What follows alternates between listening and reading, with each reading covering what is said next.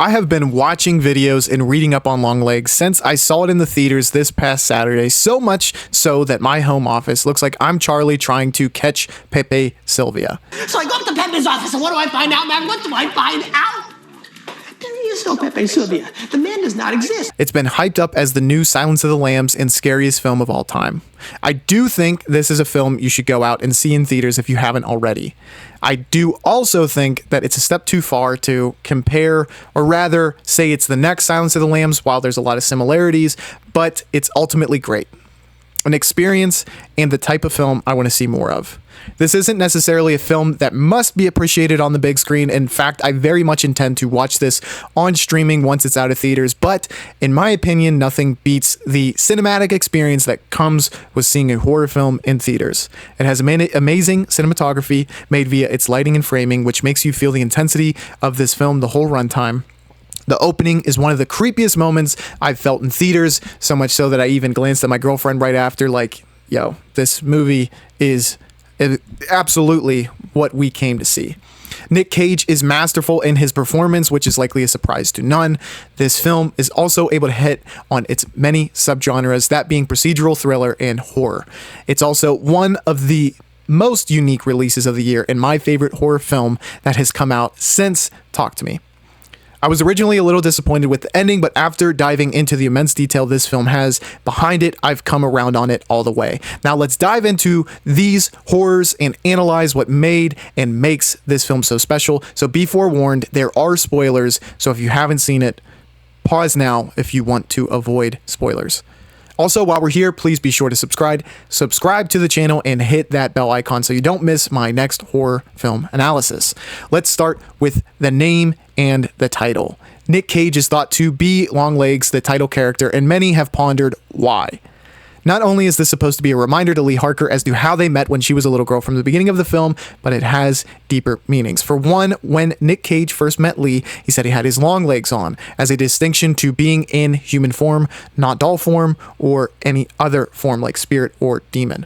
It also has a basis in the nursery rhyme titled Goosey Goosey Gander, which goes as follows. Old Father Longlegs can't say his prayers, take him by the left leg and throw him down the stairs. This nursery rhyme has multiple meanings that are directly related to the film. Lee does not say her prayers because they scare her, and more on that later.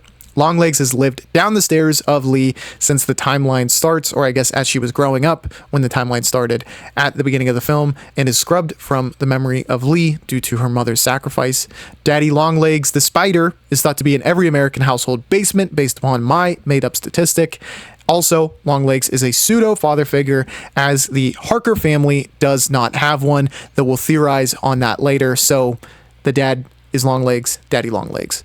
Next, let's touch on the symbol that is made when connecting the dates of the murders on a linear calendar. First and foremost, it is fitting that Harker, one who was willingly given up via sacrifice of sorts from her mother, shares a central date to the triangle, like Carter's daughter, William Carter's daughter, both on the 13th, which is likely a nod to Revelation chapter 13. And I did, in some of my visuals, get this mixed up, chapter 12 and 13, but both do talk about the great dragon, the Hydra, which is mentioned later on.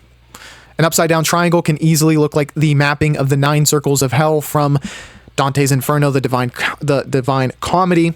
The Revelation quote / T-Rex lyric at the beginning of the movie mentions a Hydra, which on its head spells blasphemy, which is tied, at least in my head, to the sin of heresy, which is the 6th circle, 6 being very important, as the triangle that Lee references in making the triangle is one surrounded by 6s, which is, of course, the number of the beast.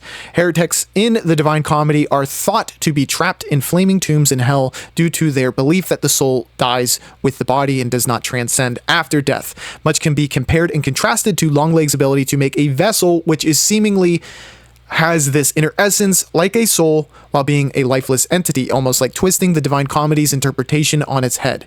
In this case, Longlegs has trapped a soul without a body, much like the Satan Says poem by Sharon Olds. This poem speaks of a girl who is trapped in a cedar box, referenced in one of Longlegs' ciphers, forced to denounce her life and family on the bequest of the devil, only to be further punished still by Satan. This poem is about the abuse Olds experienced at the hands of her father, which mirrors Longlegs as a demonic figure to Lee and a father figure to Lee. We also get further details about how Lee looks at the demonic symbol when she is doing her psychic testing and makes the connection between an upside down triangle and her mother or father. Now, I've seen differing sources say mother and father, and I can't remember which, and I can't determine what is definitive without a script being online. Whether it's mother or father is somewhat irrelevant, as both take part in the birthday murders. Just another point I would like to make about the lyric on the screen at the beginning, a lyric from T-Rex that references Revelation chapter, it's either 12:1 or 13:1, though I think it is 13:1. A hydra is symbolic of a challenge that compounds itself once you try to tackle it head on, because the dragon's head, once cut off, reemerges. This is made ever apparent as the story is far from over once Longlegs is dead. In fact, an even greater challenge awaits Harker after his death, that being facing her mother. Revelations chapter 13, or Revelation chapter 13, also is thought to give meaning to the sacrifice of Jesus, and that being what conquers the evil beneath. This can be interpreted within the meaning of this film, but it can be thought of as either a retelling of Revelation chapter 13 or a reimagination of this tale. In one way, you could look at Lee's sacrifice as a means of defeating evil. Lee must sacrifice the blood of her mother in order to keep the innocence of a young girl. A sacrifice of her own has to be made. Despite the evil act used in doing so, it gives hope that good still exists and will continue to exist with this young girl. In another way, you could look at it as a perversion of Jesus' sacrifice. That being, those sacrifices throughout the film are only made to give the devil greater power. It is as though Longlegs or the demons at play are trying to pervert the sacred means of Jesus' sacrifice by forcing families into situations where they must sacrifice their loved ones, and this is all for the devil's pleasure. Something that Jesus wouldn't ask of us because he did it himself is being asked of this evil force.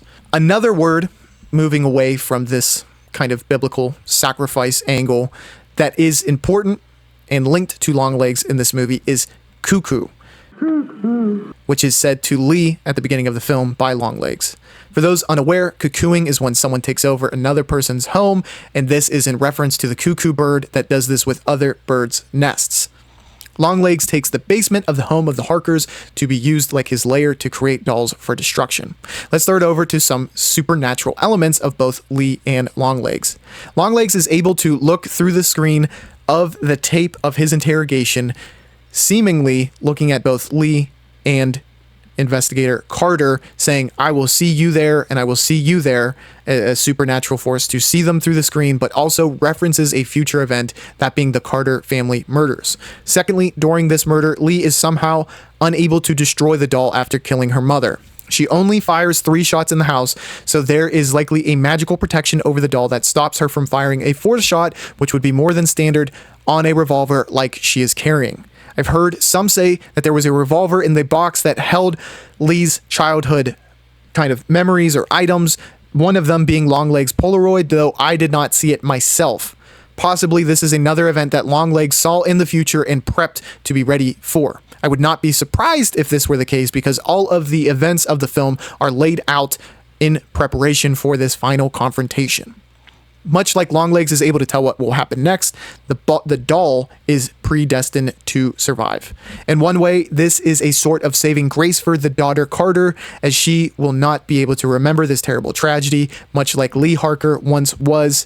In another way, this is seemingly the passing on of a curse/gift that Lee once had in being able to have her traumatic past repressed. In a lot of ways, this film is supposed to be an allegory for the director Perkins' own past. He was given many different narratives about his parents' relationship before it was spelled out after his father's death by AIDS-related complications. While the parents were showing that they wanted to protect their children in both film and real life, there will ultimately be a moment when the truth will reveal itself. Now let's jump to a fan theory that is very fun. Baal is the demon behind Longlegs, and Lucifer is the true father of Lee. Baal is a demon who gave up power of hell to Lucifer, and thus is under him in the hierarchy of hell. He is a demon with the legs of a spider, long legs, the face of a man, cat, and frog, with a hoarse voice, which could or could not be linked to what Nic Cage was trying to do voice acting wise, the power to give invisibility and rules over 66 legions of demons. In demonology, he is thought to possess men in hopes of sacrificing young children in his honor. This thought pattern bleeds beautifully into the birthday murders, as the fathers were all the aggressors and the daughters were all the centerpieces of the murders. Lee's Luciferian blood is why she was half psychic, why Longlegs could not touch her personally, and also why she could not recite prayer. I don't know how much of this was actually taken into consideration when writing the script, but I think it makes for a great theory. Lastly, we have some elements from the Birthday Murders websites. The gold bar text is referenced throughout, which confirms the work of the devil in the Birthday Murders on page 187, and later alludes to the incantations that are used upon the dolls on page 226. We then have a couple deciphered notes that were left at the house, which I will show now. There are also 3 that I have not found the deciphered versions of, so drop a comment down below if you have any of those ciphers, because I definitely am interested in seeing them. Thematically, this film is certainly about protecting children from childhood trauma. The mother has given herself nearly completely to keep Lee's past from resurfacing. Lee is able to keep the daughter Carter's past beneath the surface despite her attempting to destroy the doll. Lee also has shown that she will kill her only remaining family member to protect William Carter's daughter, which has been where the film was pushing the entire time. This all mirrors both the director's past trauma and an allegory which feels deeply inspired by Sharon Olds' poem, Satan Says. I think the original poem is what led Perkins to including so much Luciferian and satanic imagery / source material. The Birthday Murders are also filled with satanic Easter eggs, as well as T-Rex lyrics and violent imagery / language. I would definitely check out the website if you enjoyed this video, as I dove balls deep into it while writing this script. I loved all the ciphers and hidden meanings behind the film, and if you've watched thus far, I'm sure you did as well. It's ultimately why I came around on the ending, despite my hope that there would be some mind-blowing reveal that would keep it based in reality, though all the detail that went into the supernatural ending made it worthwhile and a really great film in my opinion. If you liked this video, I have tons of videos analyzing films like this on my channel that I want to make sure you check out before leaving. Also, let me know if I missed anything that you caught in the film down below, because this film is so deep. Please be sure to subscribe and hit that bell icon as well so you don't miss my upcoming horror analysis in the future. I appreciate you joining me, and I will catch you on the flippity floop. Bye, y'all.